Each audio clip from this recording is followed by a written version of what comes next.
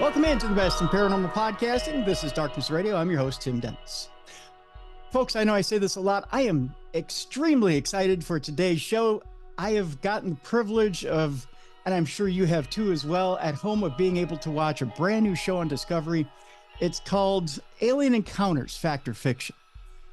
The reason I love this show so much, and I'm going to tell you this, there are very few shows out there that present the paranormal in all aspects. You get the believing side of things, you get the skeptical side of things, but rarely do you get people's experiences presented in a forum where you get the hard facts presented with people's stories, and then do you get it either debunked or do you get it put in a way where people get their stories reviewed in an honest light, and then at the same time get it presented in a way where there's a bit of empathy there and a bit of care. And that's the thing I love about this show. There's care treated to each and every person's story. Now, what I also love about this show is, let's face it, aliens are hot right now.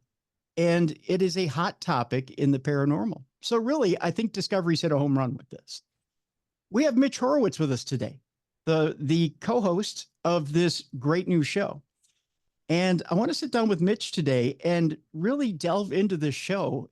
And I want to talk a little bit, not only about the content of the show, because there's some gold in this show, folks, that I absolutely have to ask him some questions about some of what we've seen already in the show. But I want to talk a little bit about Mitch himself and some of his influences of wanting to get into the show and why this particular topic and what fascinates him about this show and about some of the people on the show. So let's get into it, shall we?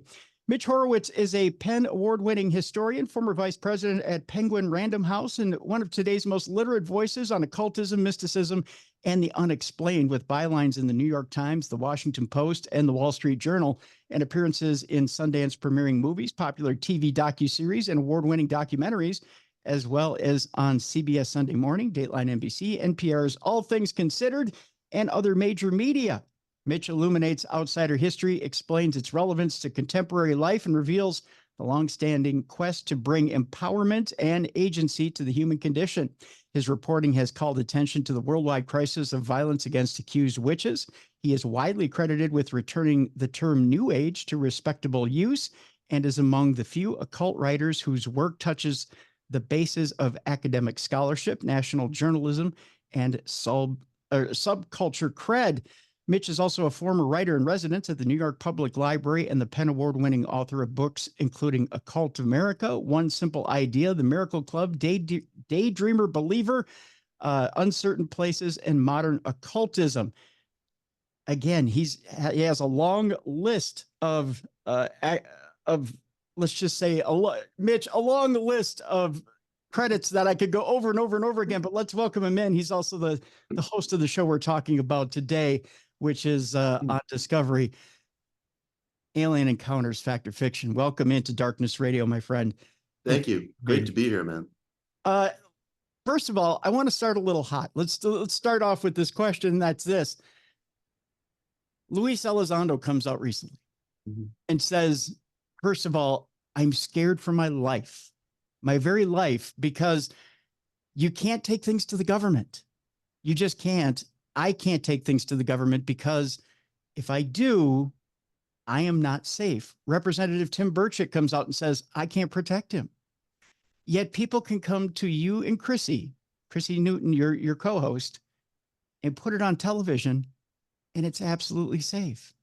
So I would say to you, why are people safer coming to you on Discovery and revealing what they have to the world than they are going to the U.S. government and putting it in their hands?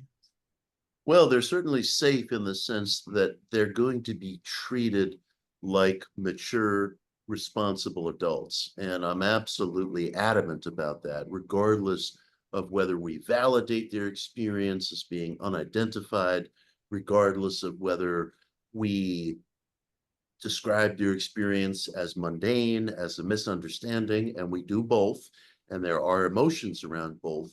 That person seated at that table is going to be treated as I would wish to be treated in their position. They're going to be treated with respect. They're going to be treated with sensitivity. They're also going to be held accountable. They're not treated like children or with kid gloves. They're neither insulted nor mollycoddled. They are treated as an adult should be treated. So if I were seated on a show like that with 12 cameras on me, and that's exactly how many cameras we use, 12, Mhm. there are no secrets on that set, I'd want to know that the person talking to me took me seriously.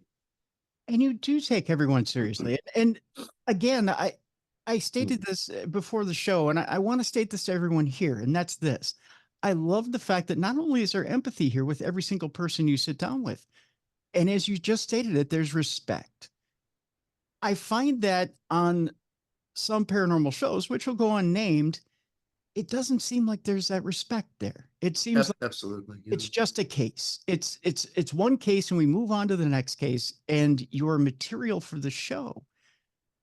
Every single person who's stepped onto your stage set bar that you're in, because you're at the variety there in Roswell, Mhm. um, is there because it seems like you and Chrissy genuinely care what you're bringing to the table, what you're bringing there to Alien Encounters Factor Fiction.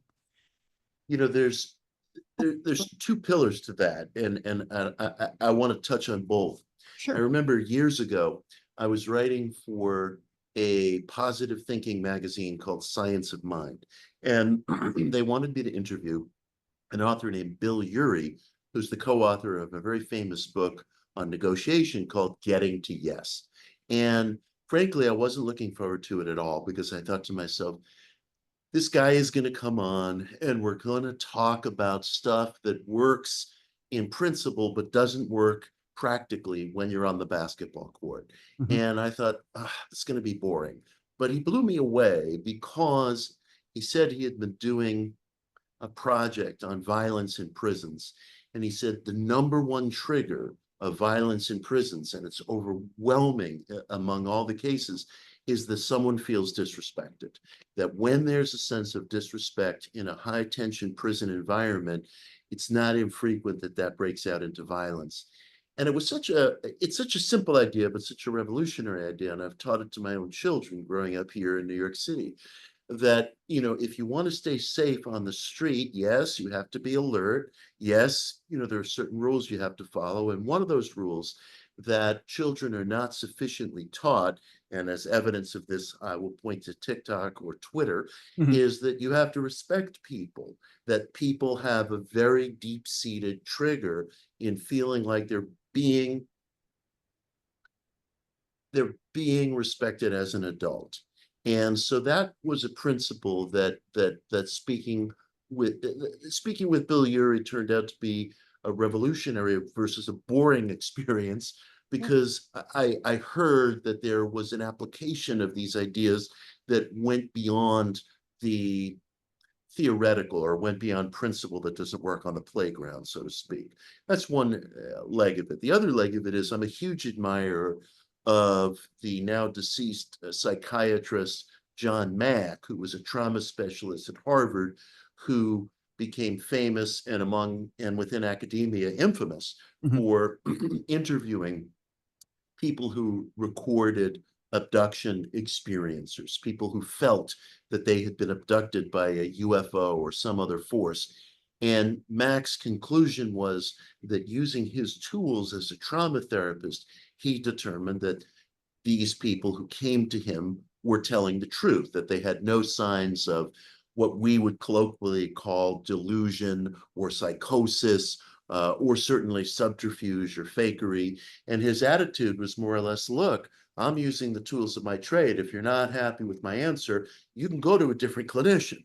But according to the tools I use as a trauma specialist, these people are speaking with veracity. You can do with that what you want. And we lost him too soon, but we have video footage of John speaking with experiencers, for example, in the nation of Zimbabwe, where some school children witnessed a UFO. It was an extraordinary encounter that they reported. This is the subject of a movie called Aerial Phenomena, which I widely Yes. recommend. Yep. And you could see that John spoke to the kids, the parents, the staff, the faculty at the school. He talked to everybody the same way. using the same basic vocabulary, using the same relatability, and it didn't presuppose his answer, but he gave everybody who he encountered respect, whether they were in private, whether they were in a group meeting or session. And I thought that's the way to do it. I want to walk in his footsteps. So those are among the things that informed my approach. I think you very much do walk in those footsteps. In fact, it comes up in the very first episode. I was going to save this for the second segment, but I think I want to bring it up now. Without getting too spoilerish into the episodes, for those who haven't seen them, there's one gentleman in the very first episode in which you have to tiptoe lightly. I think there's probably a little bit of editing in there in which there's some very light tiptoeing in there. There's a gentleman by the name of Indy who you have to be careful when people have their experiences, because experiences are subjective, and especially when you're dealing with someone who's passed away. And this man tries to tie the passing of his father to a sighting of what he believes is a UFO. Mm-hmm. And you and Chrissy do a brilliant job of taking his evidence and dealing with his experience. And I deal with this all the time on the show when people submit evidence to me. And that is this, Mitch, that you have to, and you handled it brilliantly in this. And again, I'm not going to get too spoilers. I want people to go watch the episode as to how you dealt with it. And you did deal with it like John deals with it as well. And I want you to comment on this in just a second, but I'll just leave it with this, and then I'll pass the ball to you, and that's this. As far as I would have dealt with it, I think my response probably would have been incorrect, and yours was very correct. And I'll let you explain to people a little bit about how you dealt with it. Mine would have been more, your experience was your experience. And I can't tell you what that experience would have been, but here, as far as Chrissy's evidence was, it's dead on. And, what you saw was probably not what you saw. However, what you saw in your dream was absolutely your experience. Mm-hmm. That first part is correct. The second part is not. Now, with that, can you expound on what it is I'm saying so the audience doesn't think I'm just talking gibberish here? Sure. This gentleman, the experiencer, Indy, is an outstanding man. He's a cannabis farmer in Northern California, so he immediately has my sympathies. I'm on his side. And he brought to the table with his wife, also a very deeply impressive and intelligent person, they both are, the experience of having witnessed what he considers a UFO in near proximity to the death of his father, a man whom he venerated and had tremendous respect for. And I probably would have too, had I had the opportunity to meet him. And the data that came back showed that the ISS, the International Space Station, was passing overhead at the time of his reported experience in Northern Cali. And so in following the data, we had to come down on the side of describing a mundane explanation for Indy's experience. And he, as is his right, had a very deep disagreement with that. He felt that, in fact, there were differences between his sense of the compass points, and he is in a very good position to know the compass points of his own property, and the compass points that were being worked with by the data analysts who were analyzing air traffic essentially that night. So we had a dispute over the data. And it's also, in fairness to Indy, must be said that he had multiple experiences, of which the show's producers selected one. It was selected because of vividness of the evidence. He may feel differently from that, and he can articulate that difference, and I support him in articulating that difference. But I feel that the producers did their job with veracity and effort and responsibility. And so of the evidence that he presented, that was picked out, that was analyzed, and we were led to conclude a mundane explanation. It must be said in his defense that he's had multiple experiences of which we looked at just one. Okay. So our judgment can't be seen as a blanket for all of a man's experiences. And also he pointed out something on the program that I want to amplify, and that is that, and this is very subtle and it deserves amplification, and this comes from Indy. Okay. That the ISS was one of the things happening in the sky that night. Mhm. Now, it could be justifiable to say, hey, look, there could be multiple things going on. I'm always telling people that just because we get one answer doesn't mean we have the whole puzzle. It's like blind men describing an elephant. One grabs a tail and says it's a snake. One grabs a leg and says it's a tree. They're right empirically in terms of their tactile experience, but they're wrong as what's going on. So I don't feel the book is closed on his experiences or even that one particular experience, but I do believe that the data was parsed accurately and ethically and rightly, and I had to side with it. But he also pointed out that there's a relationship between after death experiences and UFOs, and I believe that that is absolutely spot on. There is a relationship between these seemingly very disparate fields, because I think that we who are interested in metaphysics, my career has been chiefly spent probing metaphysics in history and practice, and we who are interested in UFOs, I believe that ultimately we're having the same conversation. If we're talking about things that can't be explained away by mundane circumstance, which most can, once we get down to that golden handful, that single digit percentage of cases that can't, I think these conversations start to converge. So for me, having him on the show was a signature moment. I think it set the tone and the pace for the show, insofar as we're not rubber stamping things, but nor are we afraid of or running away from disagreement. And on the set of the show, I gave Indy my personal cell phone number, and we have had conversations and we have exchanged texts, because my chief interest is in demonstrating to people that I'm not running away from anybody. We're not trying to play a game of gotcha. We really are making an effort, Right. as you very graciously described, to do it right. Right. Yeah, absolutely. And that's very admirable. To not drop him after the show and to continue to say, hey, you know what? I'm still here for you. I'm Yep. still gonna pursue this if you still want to pursue this, because the way that the show leaves it, he I mean, again, I don't want to get too much into it, but he does leave, and it looks like he's quite angry as he leaves. That it's it's very uncomfortable. We'll put it that way. It's just very He was dissatisfied with our analysis, yeah. and he has a point of view that deserves hearing, and his dissatisfaction was a mature and reasonable dissatisfaction. So there are disagreements on the show, and they're not juiced up. One of the things Right. I was proud of, I was saying this off mic before we went on, Yep. I don't see the episodes pretty much until they air. I get a link before airtime, Mhm. but we're already airing like watch for spots by the time I'm watching the link. So Yeah. I see it when the audience sees it. And every presenter on every show has this moment where he or she is wondering, wow, what is the edit going to look like? Is it going to skew something? Am I going to be screaming into a pillow or something like that while the show is on?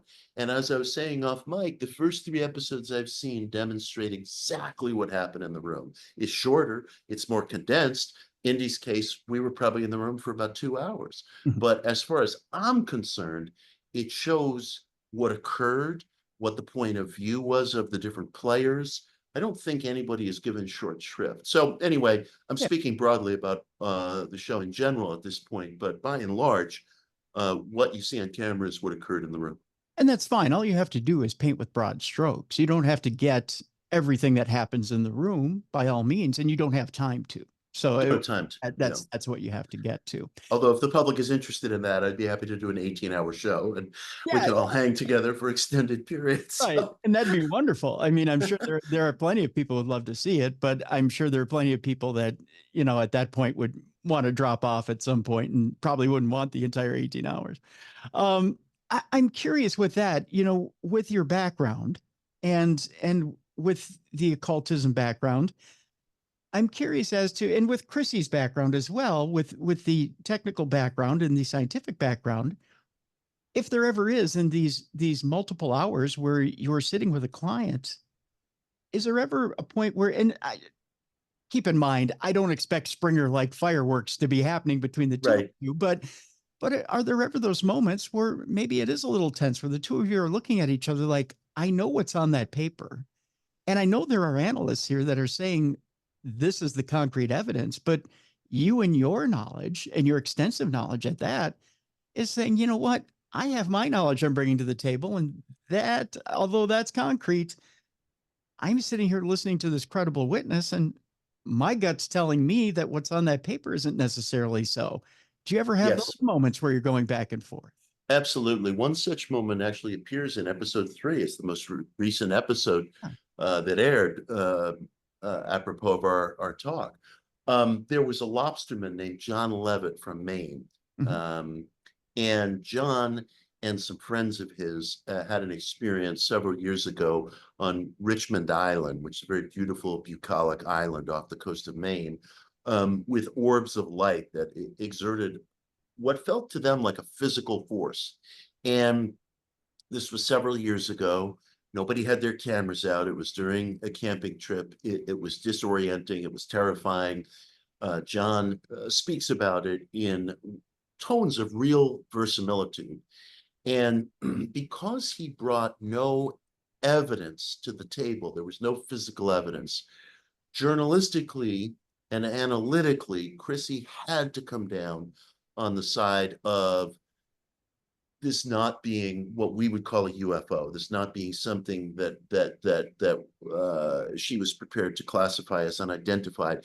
And she was doing the right thing because she journalistically and analytically is bound to follow the data, and there was a paucity of data.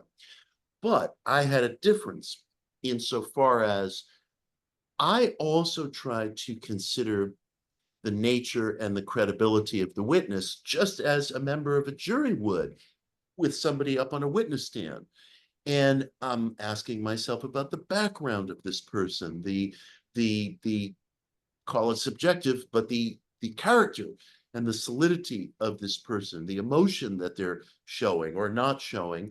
I'm also looking at the history of the area and whether there have been similar descriptions, stories, sightings, either recently or historically, more distantly, perhaps in the 19th century. I'm looking at a whole host of things, including the data, just as if somebody was on a witness stand and I was asking myself, do I believe this person? Is he or she credible? And is this a person who's always making the rounds on the UFO circuit, trying to get attention? Is Right. this a person who sought attention, or is this a more private person who perhaps is telling their story for the first time? Now, the friends with whom John was camping were a well-educated, impressive group of people. They included 2 trained marine biologists.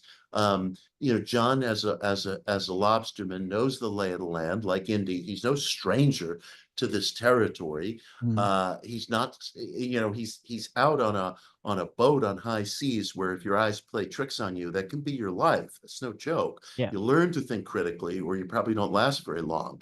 Right. Anyway, there's a whole host of things, including the nature of the camping party, including the history of the area, which has some such sightings as this reported actually in historical literature, which interested me. And I felt so strongly about his case and his character that I was willing to, and in fact, insistent on describing it as unidentified. Doesn't mean that the case is closed, but I think that we don't know enough to conclude that it was mundane. So she and I had an on-air disagreement there, and as with Indy, it was a responsible one. It was a reasonable one, and if adults can't disagree, well, I don't know. I'm afraid to finish that sentence because I see so few signs of adults being able to honorably disagree, and I hope that our show is an outpost of that. It's getting tougher and tougher these days, I think, to be able to honorably disagree, but it's Yeah. refreshing when you can, especially in an arena of the paranormal. It seems like even within the paranormal these days, it's getting harder for adults to be able to disagree. It's damn near impossible. You know, it's funny. Somebody, there was somebody who criticized me this morning on Twitter or X. What are we supposed to call it nowadays? I'm not quite sure. And it was criticism, but because it was honorable criticism, I retweeted it and I was happy with it. Yeah. The guy is a critic of what some people call, I don't know, pseudo-archaeology. It's not a term I like. It's not a term I use, but I guess he doesn't like Graham Hancock and company, whatever. And he said, you know, I'm glad Mitch hasn't done that, you know, delved into that stuff, although he does deal with it briefly in Modern Occultism. That's one of my recent books. And he said, you know, but, you know, and he has facilitated some of the publishing of it. Now, I used to work in publishing. That was a hat that I wore years ago. And I very proudly published a couple of books on, I guess, controversial topics like the New Age conception of 2012. And I'm proud of those books. I published them again. If people don't like those books, they are totally entitled to criticize me for abetting the publication of works that some people see, I guess, as delusory or pseudo-archaeology or whatever you want to call it. But I thought, bravo, bravo. You don't get into any heavy adjectives. This is there are parts of my career you like, there are parts of my career you don't like, and that's cool. You know, let's dial back the adjectives, let's dial back the end of the world accusations, and we can have those disagreements. Why so few of us are able to do it is one of the conundrums of human nature. But along those lines too, Mitch, isn't it like a different flavor of ice cream? If I sit here and I do different shows, isn't it just me presenting a different show to my audience saying, here's a different flavor of ice cream for this week. Don't you want to try it? Don't you want to go to a different avenue and explore it? Don't you want to see what there is down this road and maybe see if you like it or not? I mean, it's heartbreaking to me that human nature seems to deprive us of a bridge to the very thing that you're describing. I don't think a person can really be considered a mature person unless he or she is able to have these disagreements without launching into adjectives. I know people are going to think this is a platitude. Let them think it. I want tough critics. I want tough skeptics. You know, I'm interested in ESP research, for example, controversial field. That field is in crying need of good skeptics. We don't have good skeptics. We have ideologues, sentimentalists, pseudo-skeptics, people who don't know the data, who have never read any further than Wikipedia, which is mostly mono-sourced on this topic. And I'm not going to get better unless I have people goading me to get better. There are one or two really fine critics of ESP research, and I want to hear from them, and I want them to poke holes in my work, and I want them to pore over my references. But most of the time, the hardened skeptics forget about poring over your references. They're not even reading them. They're very deeply ensconced in sentimentality, and they are as unable to accept an argument on behalf of extra physicality as I suppose some of us are unable to accept an argument on behalf of materialism. But bring it to me, you know, bring it on, be tough. Yeah. But spare me the adjectives, spare me the histrionics, be honest, be ethical, have your ducks in a row. And guess what? It takes a hell of a lot of time. It takes a lot more time to read somebody's article and read their references than it does to run off a tweet. And it's less satisfying too, because we get the dopamine hit from the tweet that we don't get from the article.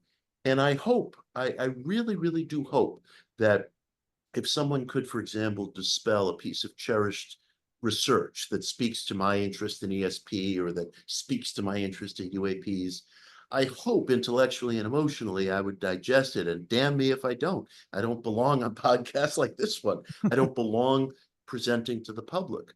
We have to be willing to take hits. Before we go to break, one of the people who comes onto the program and challenges both of you a little bit is Jürgen. He comes on in episode 3, and you know, you have pretty good evidence that suggests that what he's got there is something. But one of the analysts who comes on and says, and basically he's talking to a blinking light in the sky in his video evidence. Oh yes, Jürgen. Right. and he says, well, I ask it a question of validation. So he says, if I forget what the question was exactly, but he asks basically if, if you're there, flash a light at me or whatever it is, and it flashes back at him.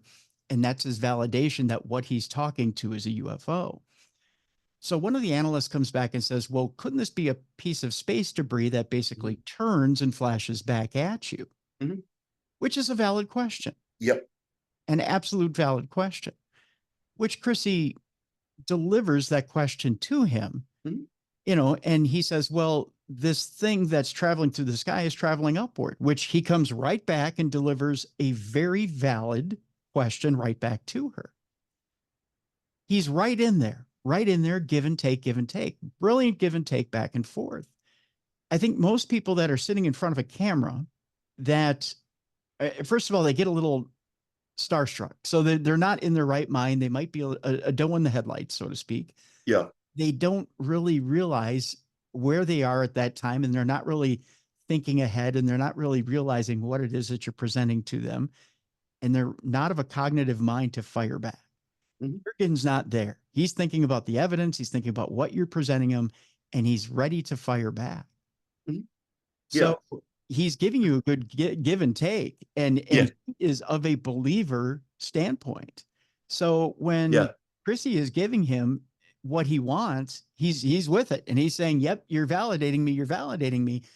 And the minute she says, well, that could be some space debris, boy, was he on his game. I want you to talk a little bit about Jurgen and the what you thought of Jurgen, and what was your take on him, and how did you feel about him? That's a great framing of the episode. And again, Chrissy's opposing point is extremely good. It could be a piece of space debris. And this stuff does flash if it's catching reflections of the sun. And that has to be contended with. It's a very good point. Jurgen's counterpoint is also very good, that it's moving upward, which starts to cause some doubt about whether that applies. The thing I liked about him as an experiencer is that although he was given a lot of time on camera to explain his experience, there were certain things that I learned about him that didn't make it to camera, not because nobody wanted it, but because it was just a question of time. He has done a lot of technical research on his own. He's kind of a citizen researcher. And he looked into this experience pretty heavily before coming to the table. For example, on his own, using software to research air traffic in the sky that night. And he exemplified a trait that I found in a lot of the guests. Although he doesn't have a technical background in the same way that some guests do, some are veterans, some are Navy people, some are military folk, some are engineers, some are software programmers. They got their toes in technology sufficient to the point where they have access to certain resources or the capacity to frame certain questions in ways that I would say are a cut above a way that a layperson might do it. And Jurgen, for me, was that way. He was that way. He did a lot of research. He checked a lot of different boxes that would have dismissed his experience as mundane. And for that reason, I was favorable to him. I thought that his evidence, I can't say it's bulletproof because Chrissy raised a very good point, but I was sufficiently convinced by it, and again, sufficiently turned on by the rigor that he had demonstrated before coming on set, that I had to give it to him as unidentified. There's one thing that did disturb me a little bit about Jurgen. I want to bring it up with you, and that's this. And it might have just been the way he was presented at the very end of his presentation.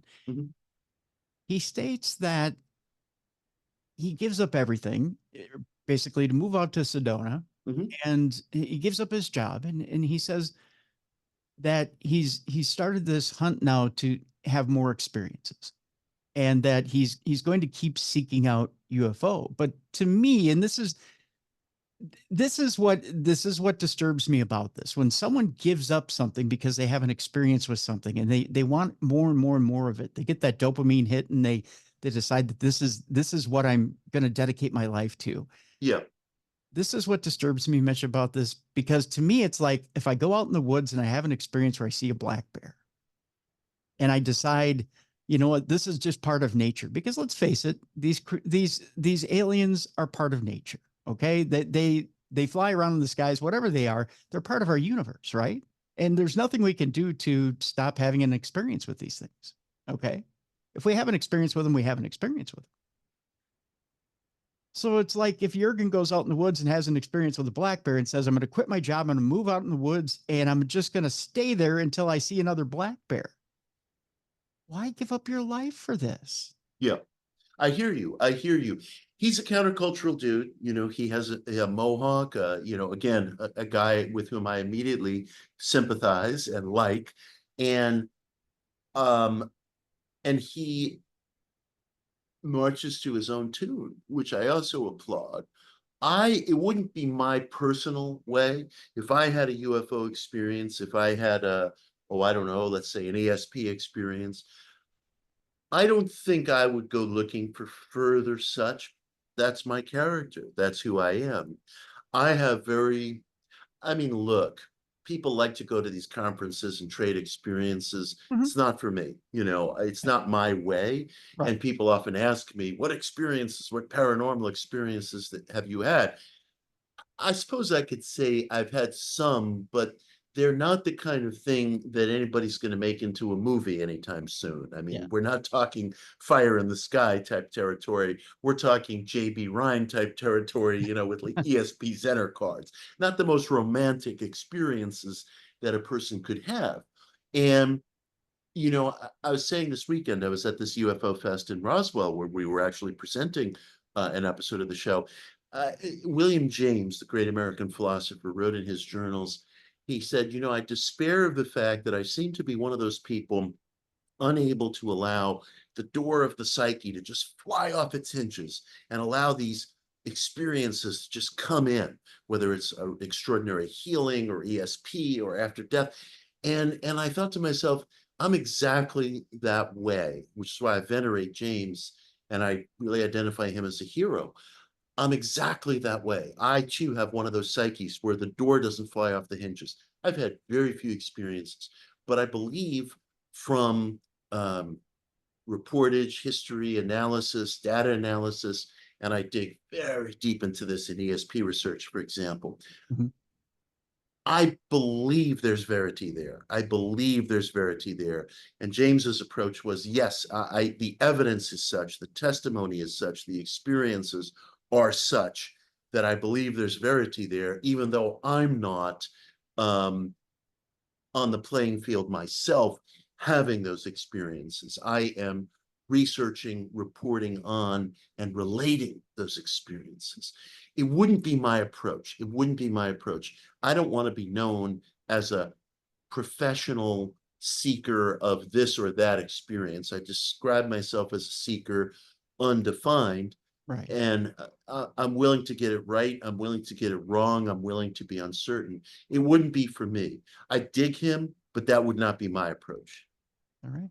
With that, let's take our break. When we come back, I want to hit you with the fact that you may not know. There's a lot of paranormal shows out there that claim they're seeking evidence.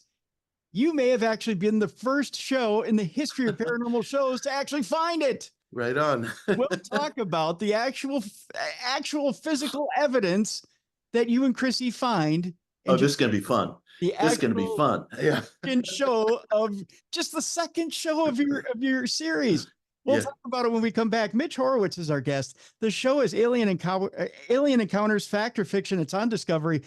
Again, folks, I encourage you to check it out. We have, again, check your local listings. We'll have a listing for it in the description of this program as to where you can find it. Again, folks, Alien Encounters Fact or Fiction is on Discovery. When we come back, more with Mitch Horowitz and the fact that you actually found physical evidence. We're going to talk about it when we come back right here on the best in paranormal podcasting. This is Darkness Radio.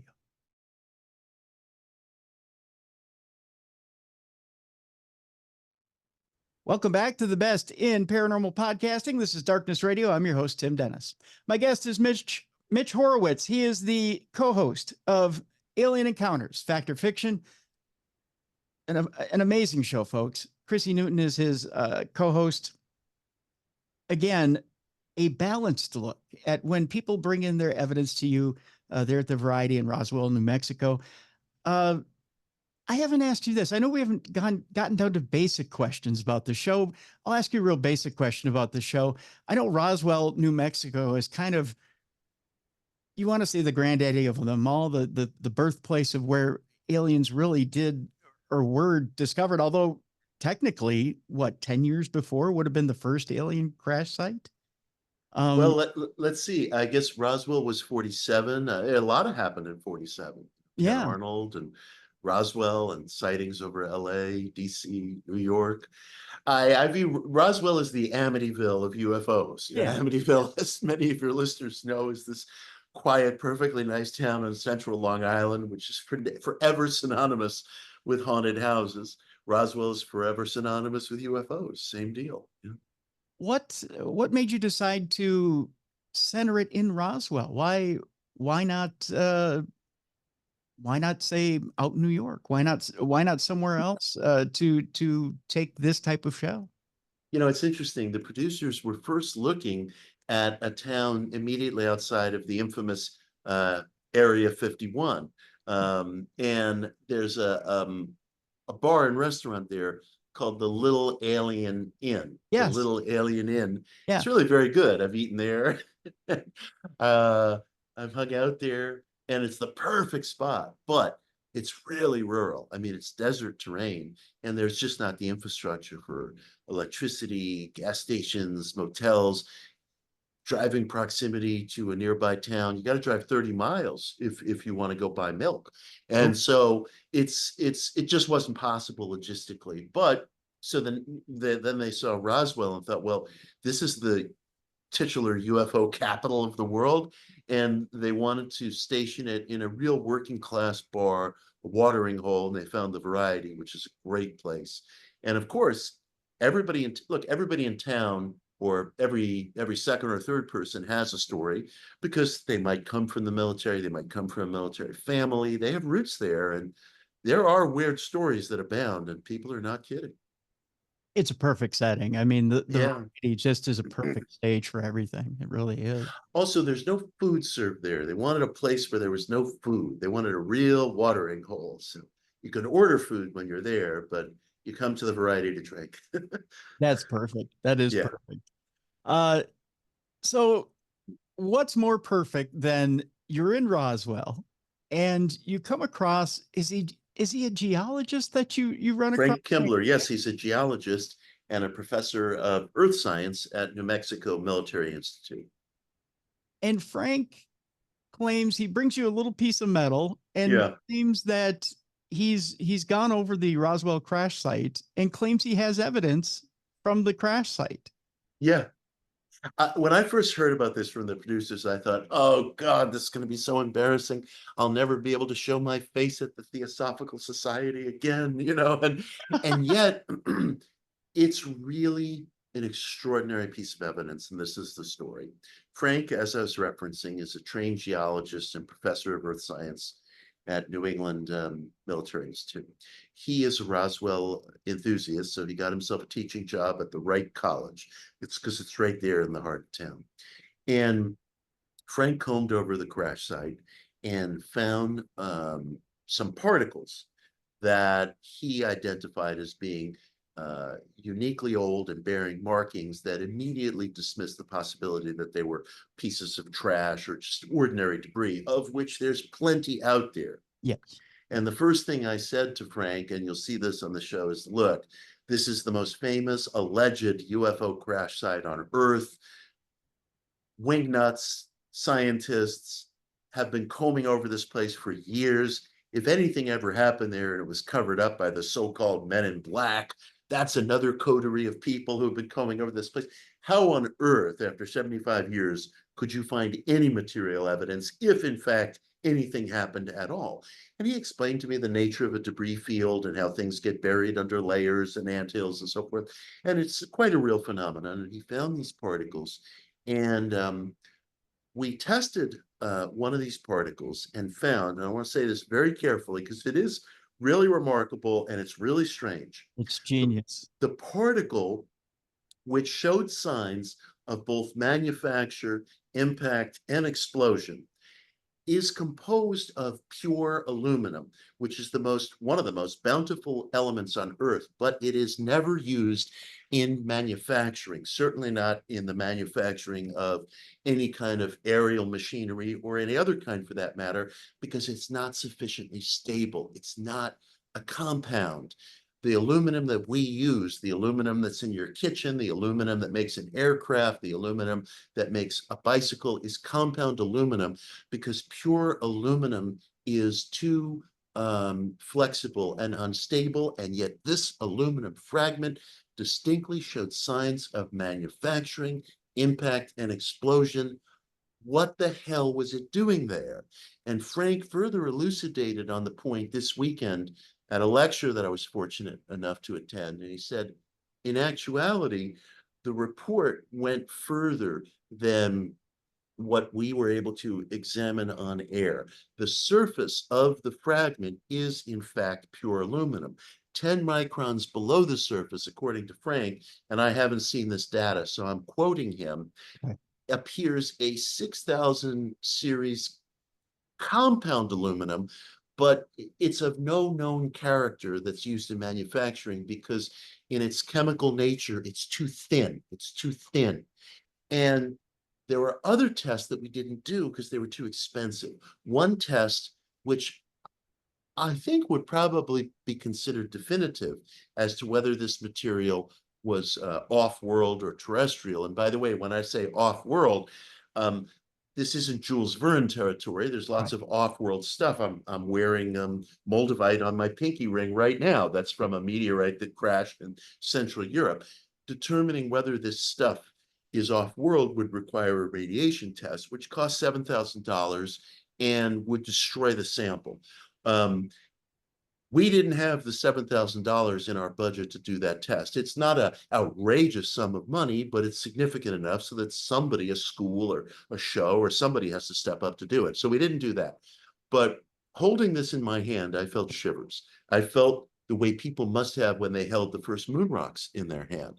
It's really remarkable. And anybody who wants to go online and say it's debris, it's fragments of a Coors can, they don't know what they're talking about. But that's what social media is there for. And the fact is, it's pure aluminum, which is not used in any manufacturing. It shows sign of impact and explosion, and it was recovered from an identifiable debris field at the site. Whether it's the real deal, I haven't the slightest idea, but I have every idea that it is a legit piece of evidence that deserves and will receive further testing. If you guys are skeptical in the audience still, go to your local Coke, Pepsi bottler and go ask them what they make their aluminum cans out of. They'll tell you it's alloy. Right. It's not it's alloy. Yeah. It is not pure aluminum, which is not used in manufacturing processes. Yep. What's it doing there? Well, we got one step into the labyrinth. We have to take other steps into the labyrinth, but is more research warranted? Absolutely. It's a legit piece of evidence. Yeah. Which the minute you guys said it was pure aluminum, my jaw dropped. And I mean, anybody who knows anything, who's been following any of this, you don't have to be a scientist. Right. Know what you guys had at that point. And when you said that there was not blast particles, but you know what I'm trying to say here. Right. There had been signs that it had been in some sort of a concussive blast. I'll say this, the benighted Neil deGrasse Tyson, who is kind of the most glib public voice on these topics, makes fun of abductee experiences or claimants and says, hey, next time you're abducted, bring back an ashtray. Ha ha. Well, here's your fucking ashtray. Yeah. It may be particulate in size, but here's your ashtray. You want to examine it? That's we both live in New York. We can go out to visit Frank and let's examine it. That's right. So there's your ashtray. There's your ashtray. Yeah. I was blown away. And honestly, Mitch, that's the very first that I can think of. You can go to Josh Gates, you can go to, and Josh Gates has been going from, and pardon me for saying this, he's one of your stable mates on Lead into the show, Discovery. yeah. But I can't think of him after traveling the world for how many years, him actually pulling evidence on any of his shows. Right, right. I mean, he's come close. He's come close. You know, there's no twigs snapping in the woods, and we're saying, "Is it Bigfoot?" You know, shine the infrared camera on my eyes so that they look spooky. You know, we do have something, and Frank does teach earth science at a college, and has a background technically as a geologist. If you don't like our conclusions, you could write to Frank. He's a lovely man. Ask him to examine the damn thing, you know, yourself. If you run a lab, or if you have $7,000 that you want to put up for the radiation test, it's a lot of money, but slap down a credit card, quite frankly, in a commercial lab will do it. Yeah. It does destroy the particle, but Frank has others. And let's get down in the mud. Let's get down in the mud and ask the questions. Yeah. Hey, I'm all for it. I want to see the result. I mean, it's exciting. You got Right. to admit, it's exciting. It's really exciting. And this is something the cynics will never understand. When I meet a person like Frank, and I said this to him on the show, this is how to get kids to do their homework. You want kids to do their homework? Well, you know, you think geology is a boring subject. Is this boring? No. Does the alleged Roswell crash sound boring? Does testing an alleged piece of a UFO sound boring to you? No, that's not boring. We need to be able to get kids inspired to do their homework. You know, I mean, kids think, oh, you know, math is boring, or I'm not good at it. You know, usually those two things are very questionable if it's framed in the right way. The ancients thought mathematics was the language of the gods, the language of creation. Well, they had a pretty good point, you know, in terms of the symmetry that appears in nature. Why not say that on day one of algebra? And maybe that's going to give a few kids who think they're bored a reason to think, maybe this is not so boring. You know, Frank's the kind of person that can get the kids to do their homework. So I think we should be looking up to him. I'm going to go from something very real, which was evidence, solid evidence that you got on the show, to something that's an extreme conspiracy theory. Okay. Something that I thought about when, I believe it was Jessica you had on the show, when you said, I truly do believe you have seen a UFO and you've been burned by one, by radiation burns.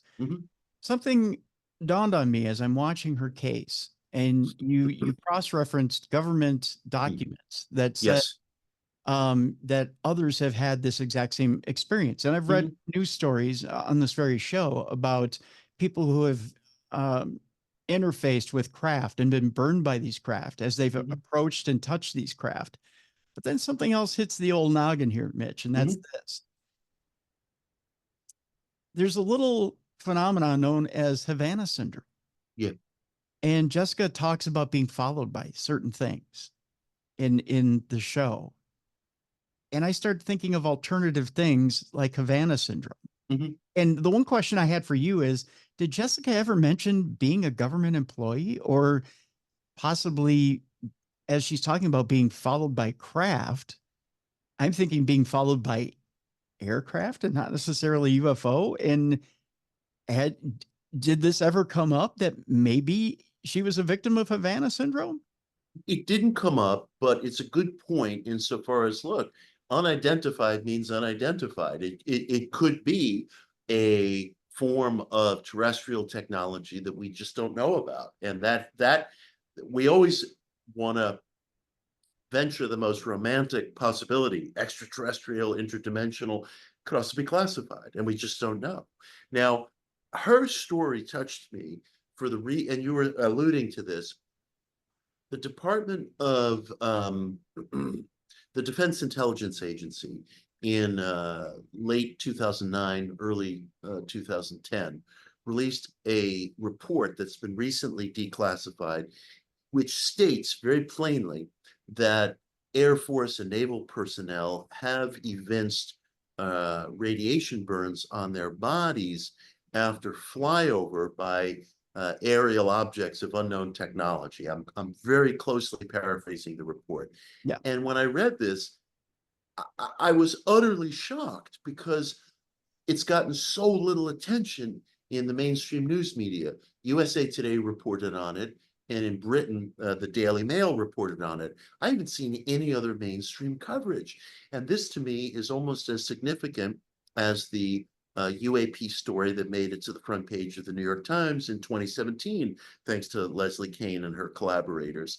It is on equal par because here's a government report stating the physical consequences of flybys by aerial technology of unknown origin. And the report states it that plainly.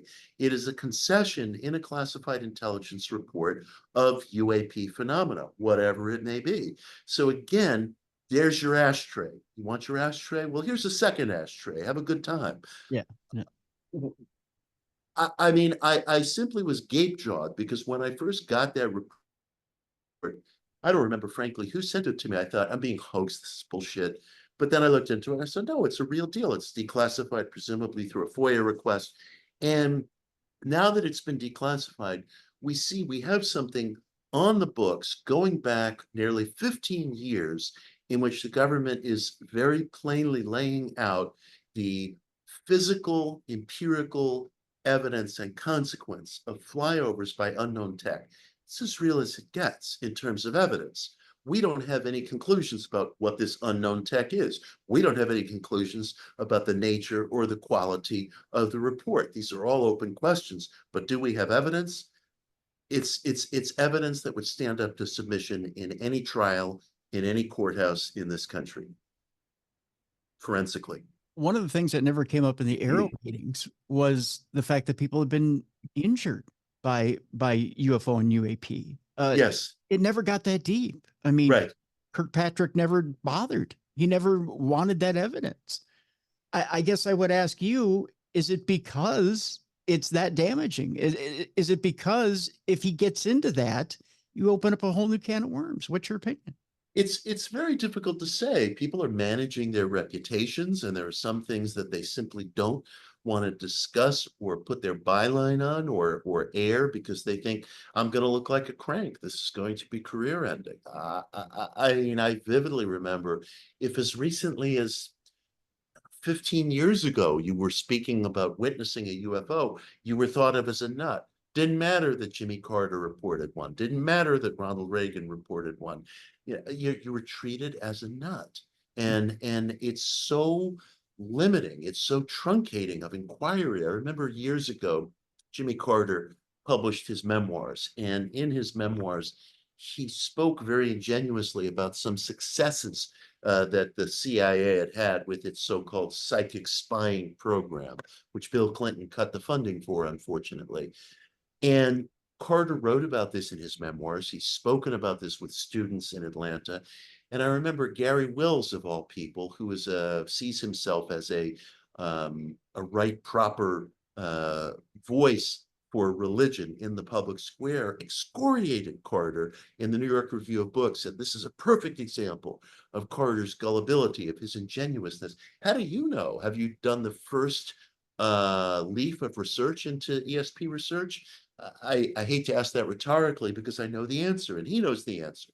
So it's just such a cheap, uneducated shot that sits well culturally with the class of people who read that publication. That's a publication that does some wonderful things, but on questions of ESP or anything that goes outside of conventional materialist thinking, it is a descent into the lowest kind of cheap rhetoric, self-satisfying, but truncating of inquiry. It's anti-intellectual.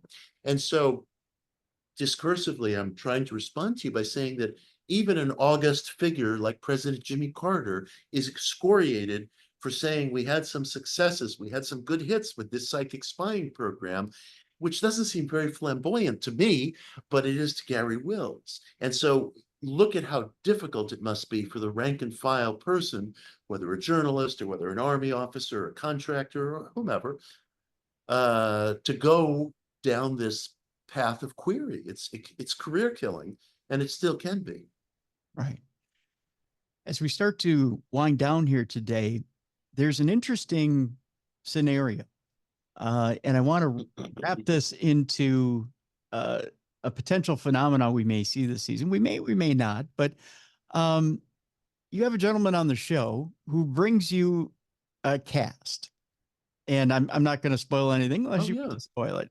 He brings you a cast that he believes may be a potential alien footprint. It got me thinking when I first saw the footprint of a phenomena that I'm aware of on the show, and you're probably aware of as well.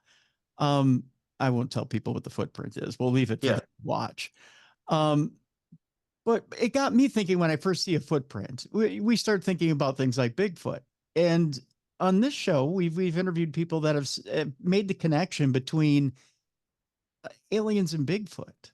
And I know that you in particular state on that episode things about camping. And although that's not really your forte on this show, there is a definite alien Bigfoot connection. People have talked about, where one goes, so does the other.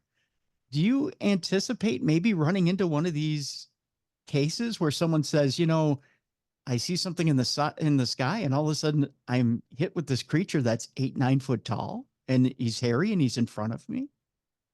It's funny. One of the points I make on the show, and I was referencing this earlier, is that we're all having the same conversation, I think. Once we bring to the table questions that can't be immediately written off by the box checks of mundane phenomena, when it comes to extraphysical experiences, anomalous experiences, experiences that violate common observation, I think we're starting to have the same conversation. We're just using different vocabulary. We all reach for vocabulary that belongs to our era.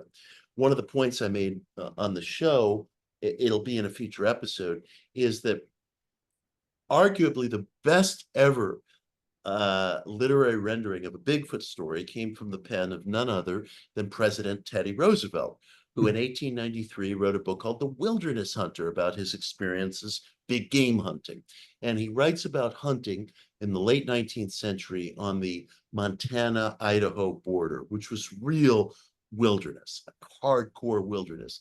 And he relates what we would call a Bigfoot story. And it's chilling, and it's very vividly rendered. He was a fine writer. But he calls it a goblin story. And to us, the term goblin, it sounds so antiquated. It sounds like it belongs to medieval fairy tales. But the term Bigfoot wasn't part of the culture just yet. So he wasn't going to say Sasquatch or Yeti or Bigfoot. It's a goblin story. Fast forward 50 years and everybody's starting to use the term Bigfoot. Nowadays, we use terms like alien, ET, tall, white, gray. We just reach for terms that are common to our current vernacular. So I think we're all having a similar conversation. And as far as this couple on the show, who I love, they, I suppose, consider themselves Bigfoot hunters or cryptid enthusiasts. And Chad, the guy, found these very weird, very mysterious tracks in a public park in Western PA. And he took concrete casts of the tracks, which the game warden in the park could not have been less interested in. In fact, Chad said he was pretty much like scuffing them out with his boot. And Chad is saying, what on earth are you doing, man? Like, let's at least cast these tracks. Now, spoiler alert, it's not an off-world creature. It's not an ancient alien, but he did found tracks, and I'll tell you this much, of creatures that are not native to that area, that are dangerous as hell, and that sure as hell should not be running around a public park where people are fishing and having picnics. Yeah. And I thought it was terrific. And my hat is really off to those guys, because everybody can say, oh, here come the Bigfoot hunters again, doing their weird shit. But the simple fact is, the game warden didn't care. The local cops didn't care. Nobody seemed to care except these two. They got the plaster tracks, and they found, again, presence of very, very real, vivid wildlife that's dangerous and that shouldn't be running around Western PA. Right. It's a cool episode. I definitely could tell he wants to be a cryptid hunter. He's got the Ken Gerhardt hat on. And yeah. Firmly in cool. So, I dig him. Yeah. I did too. Yeah. I mean, the funny thing is, if it's not for the enthusiasts who's gonna care? Who's gonna care? You tell a state trooper, I found weird tracks in the park. He's like, yeah, go back home and sleep it off. The game warden is not only doesn't care, but he's scuffing them out. The Bigfoot hunter is the guy who takes the cast. So bravo, bravo. Yeah. And it's a trip when you find out what it is. And the animal that it is an animal I've had some distant experience with, and they are not pleasant creatures. No, they're not. No, not at all. Not at all. Well, my hat's off to them. Yeah. Someone's got to go out there and actually track these things, right? And if not the enthusiasts, who's going to do it? It's so funny. A friend of mine, Timothy Grieve Carlson, he wrote a book about what's about a particular American mystical figure, but he pointed out that in the 1600s, 1700s, a lot of everyday average folk in Europe and in the American colonies and later the US were identifying shooting stars or meteorites. And the experts wrote them off because they thought that these things were just figments of some villager's imagination. But in fact, a farmer who's reporting a meteor storm over Gloucester, Massachusetts, he's seen something, he knows something. That testimony is important. It builds our scientific record. And eventually the experts had to grudgingly admit, oh, Mr. Farmer was not imagining things or sipping moonshine, but in fact, he saw a meteor shower, and the rest of us, because of a paucity of observation, didn't know there was a meteor shower over Gloucester that night. So it becomes part of historical record. So I care a lot about the enthusiast, the backyard astronomer, whomever, who takes the time to do something that the expert is not paying attention to. It's only those who are hyper aware and hyper vigilant that notice things that eventually move us forward, right? Yeah. And hyperactive, like me. So. That's right. That's right. Absolutely. Folks, the show is absolutely wonderful. I encourage you to go watch it. It's on Discovery. We'll have a link in the description of this program so that you can find it. Mitch Horowitz is the co-host of Alien Encounters Fact or Fiction. Again, go check it out, folks. Mitch, I want to thank you so much for being on the program today. Pleasure, man. Really enjoyed it. Thank you. Pleasure's all mine. Thank you so much. For more audio and video archives of your favorite Darkness Radio shows, go to darknessradioshow.com. Thanks for watching.